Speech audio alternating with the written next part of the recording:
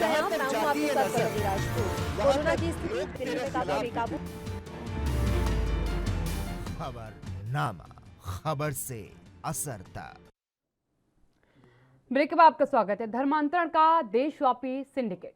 धर्मांतरण मामले में उत्तर प्रदेश एटीएस ने मौलाना कलीम सिद्दीकी को गिरफ्तार किया है। आपको बता दें कि मौलाना कलीम सिद्दीकी पर धर्मांतरण कराने का आरोप लगाया गया है। आपको बता दें कि Maulana Kalim Siddiqui Global Peace Centre के अध्यक्ष हैं और जमीयत-ए-वलीउल्लाह के अध्यक्ष हैं। उनका मेरठ से उन्हें गिरफ्तार किया गया है। आपको बता दें कि उन पर आरोप है कि विदेशों से करोड़ों रुपए कलीम सिद्दीकी के खाते में आते थे। उत्तर प्रदेश एटीएस का कहना है कि मौलाना कलीम सिद्दीकी पर हवाला के जरिए अवैध धर्मांतरण के लिए फंडिंग जुटाने का आरोप है। आरोपी मौलाना को गिरफ्तार कर कोर्ट में पेश कर दिया गया है। मौलाना कलीम यूट्यूब के जरिए भी लोगों को धर्मांतरण करने और धर्मांतरण के रैकेट में शामिल होने के लिए प्रेरित करता था। उन्होंने भी अभिनेत्री सना खान का निकाह भी कराया था। मौलाना कलीम सिद्दीकी पर आरोप लगा है कि वो लालच दे करके लोगों का धर्मांतरण के लिए उन्हें उकसाते थे। वे अपना ट्रस्ट चलाने के साथ साथ तमाम मदरसों में को भी फंडिंग करते थे। मौलाना कलीम को विदेशों से भारी धनराशि, हवाला और अवैध तरीके से सारी सामग्रियां भेजी जाती थी। उमर गौतम और मुफ्ती काजी से उनके लिंक निकले हैं। यूपी एटीएस के मुताबिक मौलाना कलीम सिद्दीकी के खाते से 1.5 करोड़ रुपए बहरीन से आए थे। उनके अकाउंट में कुल 3 करोड़ रुपए आए थे। वहीं आम आदमी पार्टी के नेता और विधायक अमानतुल्लाह खान ने उनकी गिरफ्तारी पर विरोध जताया है। उन्होंने लिखा है कि उत्तर प्रदेश में चुनाव से पहले अब मशहूर इस्लामिक स्कॉलर मौलाना कलीम सिद्दीकी को गिरफ्तार किया गया है। मुसलमानों पर अत्याचार बढ़ता जा रहा है। इन मुद्दों पर सेकुलर पार्टियों की खामोशी भाजपा को और मजबूती दे रही है। गौतम और इसके साथियों को ब्रिटिश आधारित संस्था अल फदा ट्रस्ट से लगभग 57 करोड़ रुपए की फंडिंग की गई थी, जिसके खर्च का ब्यौरा अभियुक्तगण नहीं दे पाए थे। इस संबंध में आज के अभियुक्त को छोड़ के कुल 10 लोग गिरफ्तार हुए थे, जिसमें से 6 व्यक्तियों के विरुद्ध विभिन्न तिथियों में चार्जशीट दाखिल की जा चुकी है तथा 4 व्यक्तियों के विरुद्ध अभी भी विवेचना प्रचलित है। इसी विवेचना के दौरान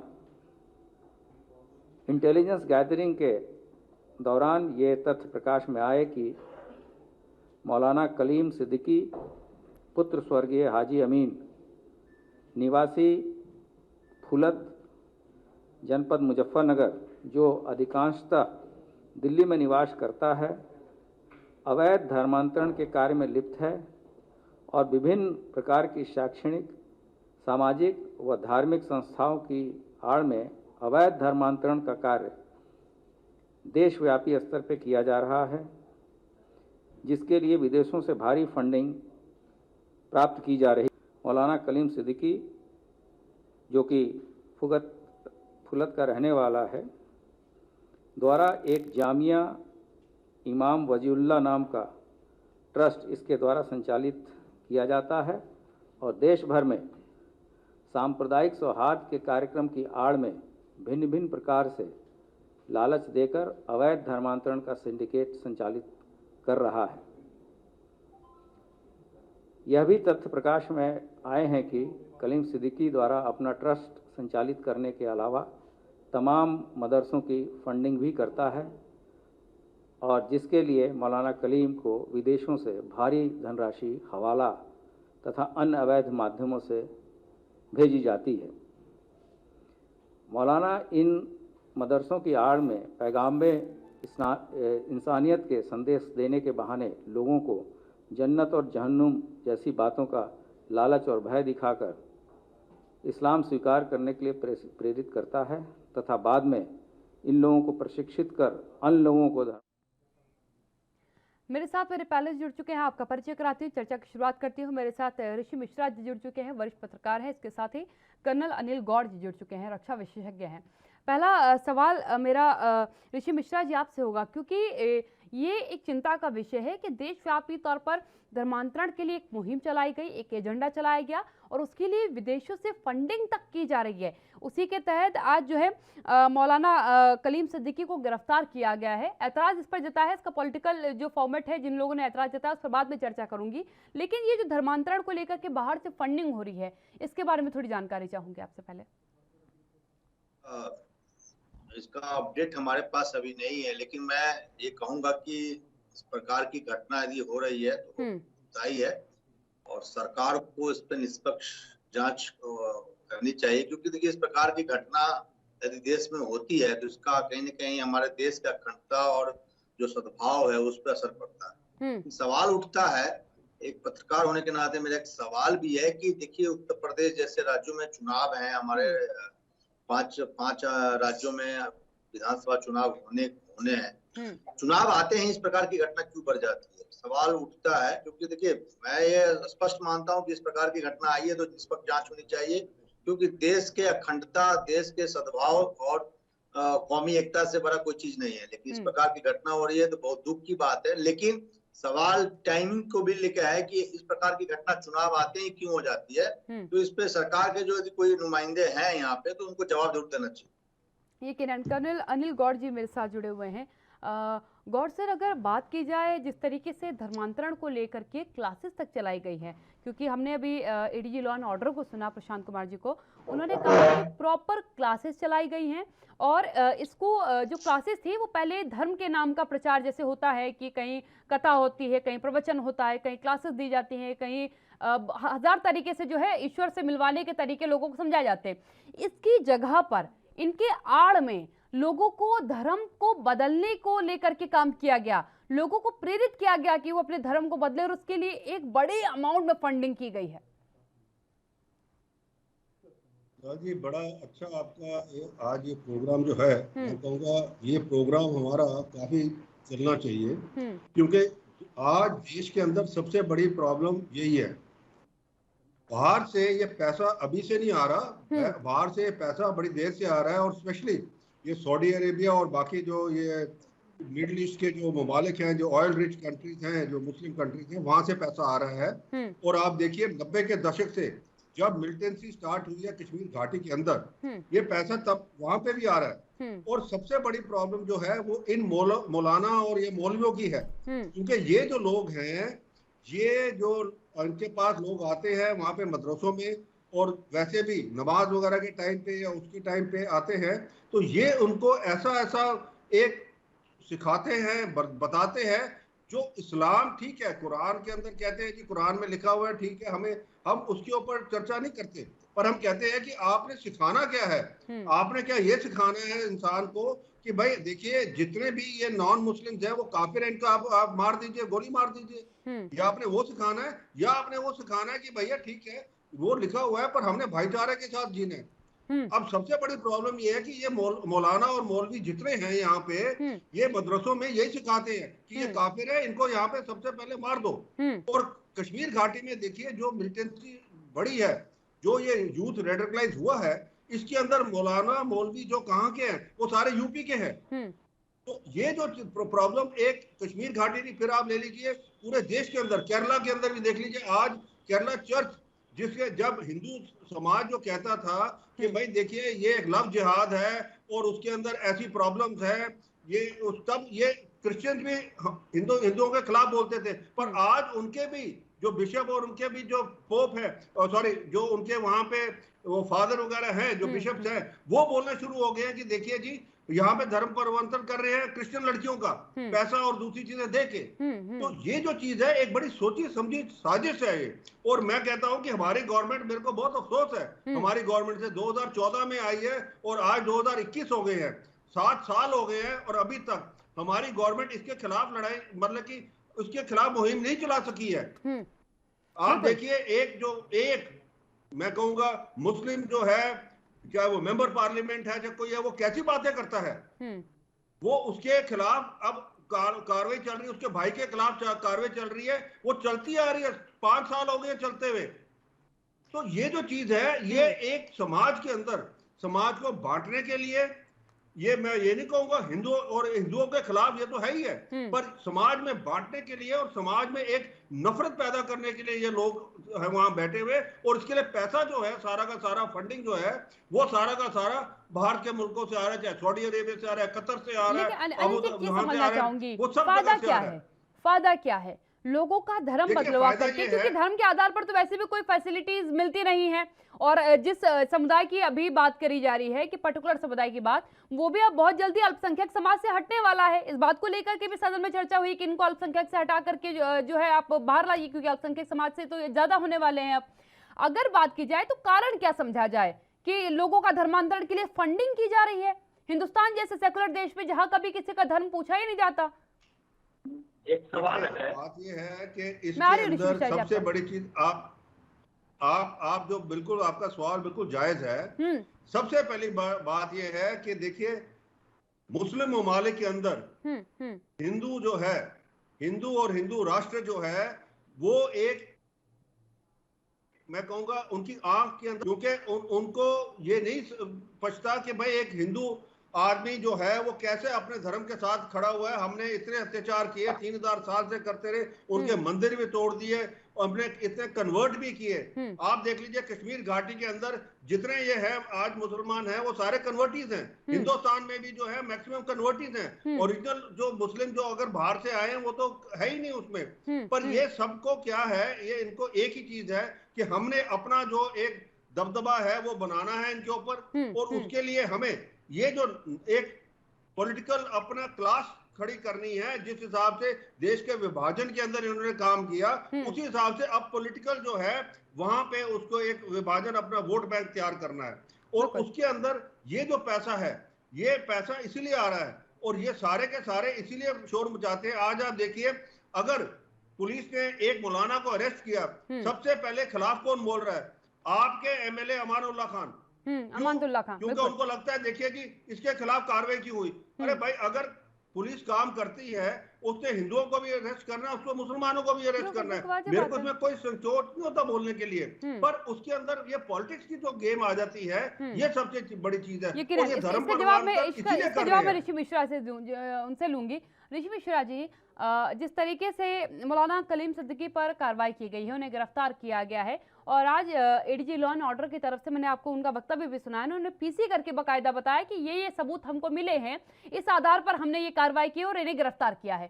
अमानतुल्लाह खान का ये कहना कि आप जो है इतने बड़े मुस्लिम स्कॉलर को गिरफ्तार कर ले रहे हैं, सेक्युलर पार्टी का खामोश होना बड़ा शर्मनाक है, भारतीय जनता पार्टी को सपोर्ट करेगा। क्या हम ऐसे लोगों को सपोर्ट करेंगे हिंदुस्तान में जो हिंदुस्तान की खूबसूरती को ही बिगाड़ना चाहते हैं? हमारी पहचान ही सेक्युलरिज्म के तौर पर सबसे खूबसूरत है। सब मानते हैं कि हिंदुस्तान में किसी भी जात समुदाय का आदमी जाएगा तो सुकून और शांति से रह सकता है, क्योंकि वहां पर वर्गीकृत नहीं करता है कोई कि तुम हिंदू हो तो तुमको हर फैसिलिटी देंगे, तुम मुसलमान हो तो तुमको कुछ नहीं मिलेगा, या तुम मुसलमान हो तो तुमको सब कुछ मिलेगा, तुम हिंदू हो तो तुमको कुछ नहीं मिलेगा। हमारे यहाँ सबको सब कुछ दिया जाता है। और ये लोग आ करके, कुछ चुनिंदा लोग ही हैं, ये चुनिंदा लोग आ करके धर्म के नाम पर पैसा लेकर के या गरीबों को पैसा दे करके, उनका धर्म बदल करके, उनके माइंड को पूरी तरीके से ब्रेन वॉश करके आगे के लिए हिंदुस्तान की छवि को बहुत खराब कर रहे हैं। क्या इसके बारे में सरकार के राजनेताओं को नहीं सोचना चाहिए? अमानतुल्लाह खान जैसे नेताओं को नहीं सोचना चाहिए? देखिए, पहला मेरा ये कहना है कि कोई व्यक्ति स्वेच्छा से धर्म परिवर्तन करता है, कोई गुनाह नहीं है। यदि कोई मुसलमान है वो हिंदू बनना चाहता है, कोई हिंदू है या इस्लाम को मानता है, तो स्वेच्छा से किया गया धर्म परिवर्तन कोई गुनाह नहीं है, नंबर 1। नंबर 2, मौलाना कलीम सिद्दीकी को जो गिरफ्तार किया गया है, किस आधार पे गिरफ्तार किया गया है? क्या मौलाना कलीम के विरुद्ध कई लोगों ने, कई ऐसे लोग होंगे जो उनके विरुद्ध कंप्लेन किया होगा कि मौलाना कलीम सिद्दीकी जिस संस्था से जुड़े हुए हैं, या मौलाना कलीम सिद्दीकी जो है कुछ खास संख्या में लोगों को जो है धर्म परिवर्तन बाई फोर्सली कराया। तो एडीजी प्रशांत जी को ये भी वक्तव्य रखना चाहिए। नहीं ऋषि जी, मैं बता रही हूँ, मैं उनको वक्तव्य आपको बता रही हूँ। उन्होंने बताया कि ये एक एनजीओ चलाते हैं, एक संस्था ही चलाते हैं, उस संस्था में बाहर से फंडिंग हुई थी, उसका हिसाब मांगा गया, वो हिसाब नहीं दिया गया, इस वजह से गिरफ्तारी हुई। मैं उसी पे आ रहा हूँ। देखिए 54 करोड़ का जो फंडिंग हुआ है, फंडिंग विदेशी किसी कंपनी या किसी संस्था ने किया है, जी जी तो जी। सरकार, केंद्र सरकार क्या कर रही थी? सवाल तो सरकार के मॉनिटरिंग पे भी है। विदेश से इतनी बड़ी रकम 54 करोड़ के आसपास जो रकम जो है एक ऐसे व्यक्ति के पास पहुंचता है, एक ऐसे संस्था के पास पहुंचता है, जैसे Prashant Kumar ADG law and order का जो बयान है, मौलाना कलीम सिद्दीकी का जो वर्किंग है वो डाउट में है। तो सरकार क्या कर रही थी? इतना बड़ा रकम कैसे पहुंच गया? और इस प्रकार की घटना पहले भी हो चुकी है, तो सरकार क्यों नहीं अलर्ट थी? तो बहुत से ऐसे सवाल हैं जो एडीजी लॉ एंड ऑर्डर को जवाब देना होगा। मैंने पहले भी कहा, जांच चल रही है ना, अभी तो आज गिरफ्तारी हुई है, अभी पूछताछ होगी, कई लंबा फॉर्मेट है, क्योंकि उन्होंने कहा है कि हम कस्टडी की मांग करेंगे, हमें कस्टडी चाहिए, कस्टडी मिलेगी तभी हम कुछ आगे निष्कर्ष निकाल पाएंगे। उत्तर प्रदेश एटीएस को कुछ तो लीड मिला होगा कि मौलाना कलीम सिद्दीकी जो है ये घटना में इन्वॉल्व है, तो कुछ तो लीड मिला होगा, उनको बताना चाहिए ना। एटीएस की तरफ से जो भी जवाब दिया गया है वो ये है कि धार्मिक प्रचार के दरमियान धर्मांतरण का प्रयास किया गया। मैं आपको वही जानकारी दे रही हूँ। प्रयास किया गया किस पे प्रयास किया गया? क्या जिसपे बाय फोर्सली प्रयास किया गया उन्होंने एफआईआर करवाया है क्या? सवाल उठता है ना। आप पत्रकार हैं, आप एक जर्नलिस्ट हैं, एंकर हैं। देखिए, हिंदुस्तान की सामाजिक एकता से बड़ा कोई चीज नहीं है, ना कोई धर्म बड़ा है, ना कोई कौम बड़ा है। हिंदुस्तान की एकता अखंडता से बड़ा कोई चीज नहीं है। हिंदुस्तान अपने संविधान के हिसाब से चलेगा, चाहे कोई भी गलती करता हो, गौर साहब करता हो या ऋषि मिश्रा करता हो, सबके लिए लॉ एक है। लेकिन सवाल उठता है कि जिस व्यक्ति को आपने उठाया है, आपके पास क्या इनपुट था, क्या कोई कंप्लेंट था उनके पुख्ता, क्या आपके पास कोई लीड है? तो ये उनको मीडिया के समक्ष जरूर रखना चाहिए। हालांकि वो कह सकते हैं कि जांच के विषय है और जांच कुछ बेसिस अभी दिए गए हैं और कस्टडी की मांग की गई है। कस्टडी की मांग के बाद जो जवाब आएगा उस पर एक बार फिर से क्योंकि पीसी करी जाएगी और जनता को बताया जाएगा कि क्या कुछ आरोप और थे और क्या कुछ सिद्धियां हो पाई हैं आरोपों की। अनिल गौड़ जी भी मेरे साथ क्योंकि लगातार बने हुए हैं। मेरा काउंटर सवाल ये भी है कि इस प्रकार की कई घटना पूर्व में हो चुकी है। उन केसों का क्या मतलब डेवलपमेंट है? नहीं तो क्या समझूं मैं? आपका वक्तव्य तो मुझे ये कह रहा है कि गिरफ्तारी होनी नहीं चाहिए थी। आपका वक्तव्य तो मुझे ऐसा लग रहा है कि गिरफ्तारी क्यों कर दी? ये तो गलत हो गया गिरफ्तारी। नहीं, मैं ये कह रहा हूँ कि पूर्व में ऐसी घटना आपने देखा होगा। आप शायद पत्रकारिता लंबे समय से कर रही होंगी, आपको ये मालूम होगा। संदेह के आधार पर, सुनिए, संदेह के आधार पर आप उससे सीनियर जर्नलिस्ट हैं, आप उससे सीनियर जर्नलिस्ट हैं। संदेह के आधार पर हिरासत में लेने का अधिकार पुलिस डिपार्टमेंट को होता है और अगर उसको एक भी एविडेंस मिलता है तो वो गिरफ्तारी भी करती है और 14 दिन की कस्टडी भी मांगी गई है। 14 दिन की कस्टडी के बाद जो सबूत सामने आएंगे उसके आधार पर कार्रवाई की जाएगी, यानी कि सजा मुकम्मल करवाई जाएगी। मैं तथ्यों पे बात कर रहा हूँ, मैं तथ्यों पे कह रहा हूँ कि ऐसी घटना पूर्व में हुई, उत्तर प्रदेश या हिंदुस्तान में कहीं हुआ होगा। उत्तर प्रदेश की बात कर लीजिए, उत्तर प्रदेश एटीएस ने ऐसे ही उन्होंने ऑपरेशन किया। अभी आपको अनिल गौड़ जी ने बताया कि केरल से भी लगातार शिकायतें आ रही हैं कि धर्मांतरण करवाया जा रहा है लोगों को पैसा दे करके। तो हमारे देश में अगर किसी को धर्म बदलना होगा, किसी को मुसलमान बनना होगा, तो वो जाएगा, मस्जिद जाएगा, मौलाना के पास जाएगा, बोलेगा मुझे अपना धर्म बदलना, पैसा क्यों देगा?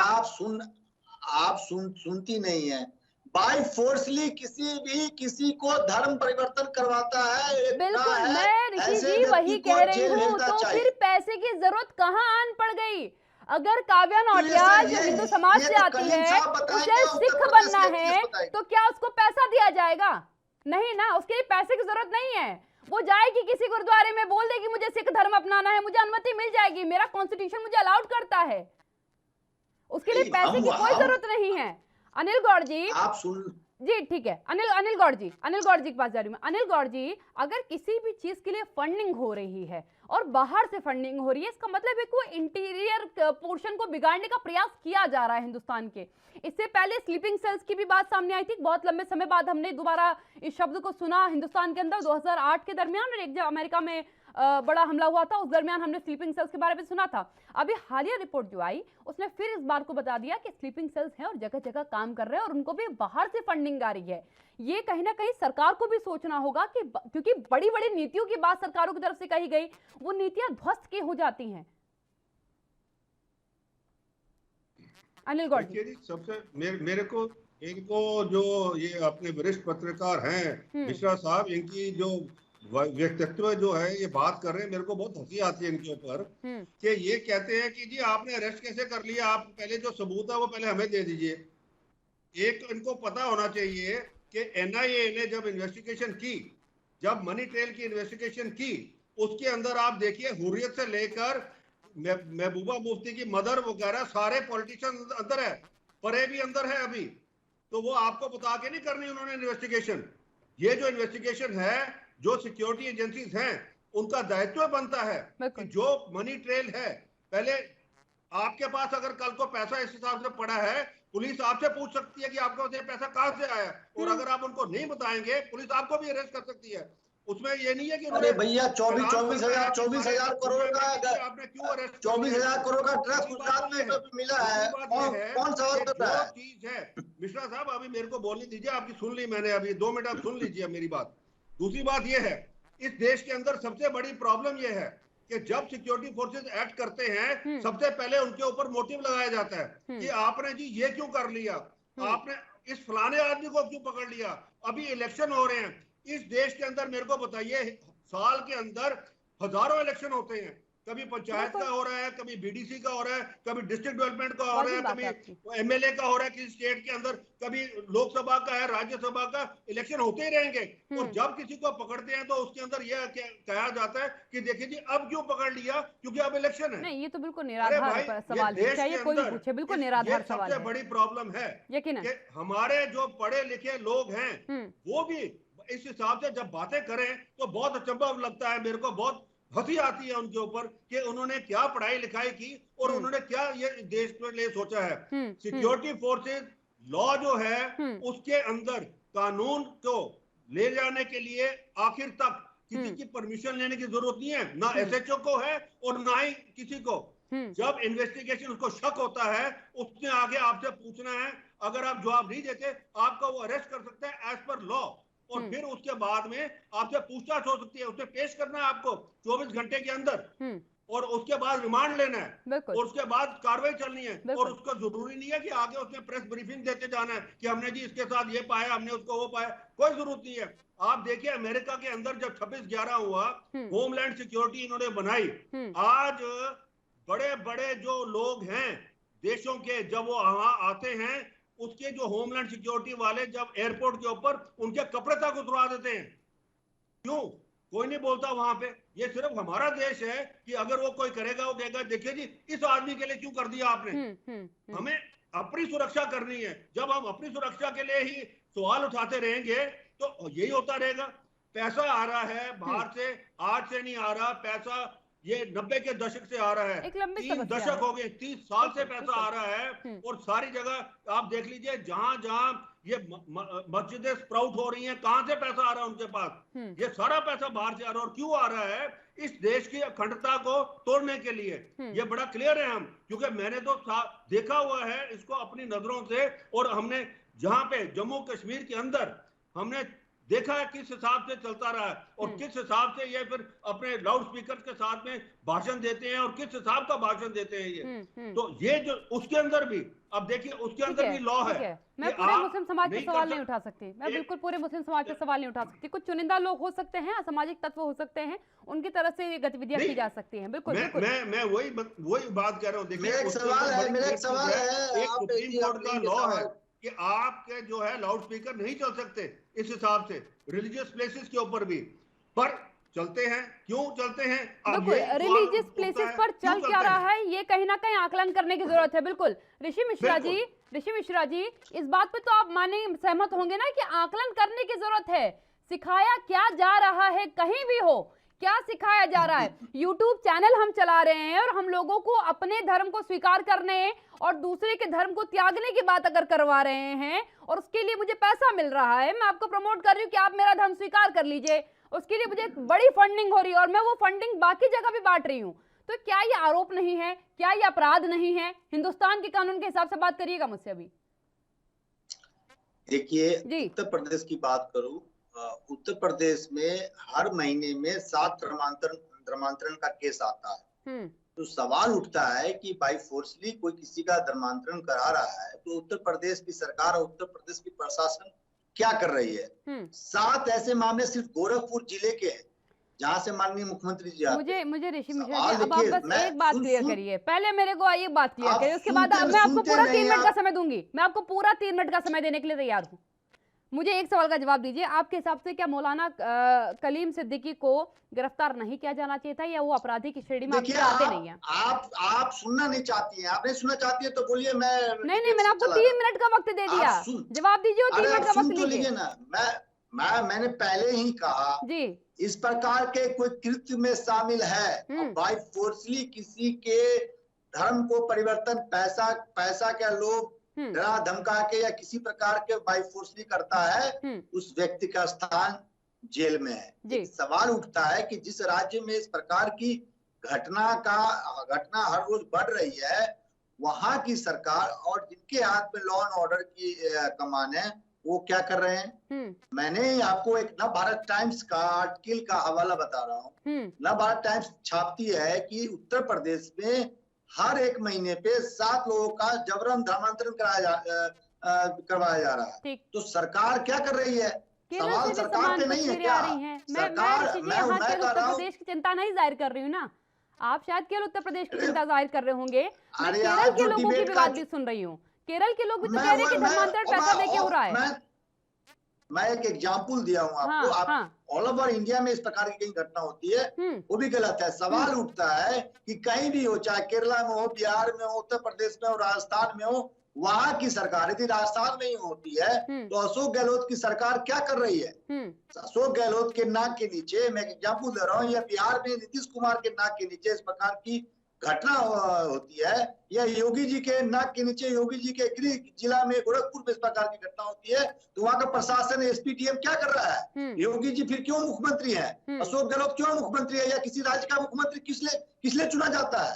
कि बाय फोर्सली किसी व्यक्ति को धर्म पैसे के बल पे, बंदूक के बल पे किसी व्यक्ति का धर्म परिवर्तन कराया जा रहा है, और एडीजी लॉ एंड ऑर्डर सिर्फ बयान देने के लिए है।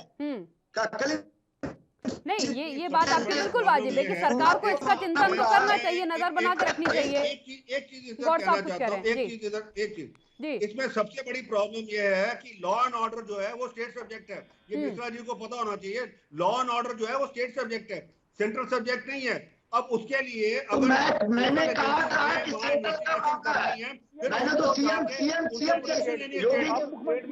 वहाँ पे ममता जी है, गहलोत जी है, कांग्रेस के स्टेट है, वो कहते हैं हम उनको अलाउ नहीं करेंगे, कैसे करेंगे?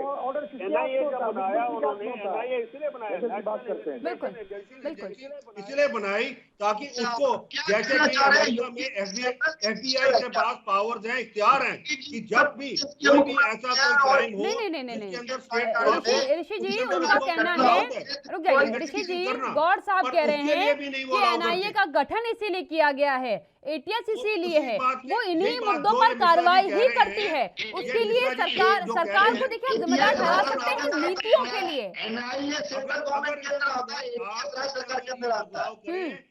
हाँ, तो इसीलिए तो कह रही हूँ आपको, आपने वर्गीकृत किया, मैंने वर्गीकृत करके बता दिया कि एनआईए और एटीएस दोनों को एक ही काम दिया गया है।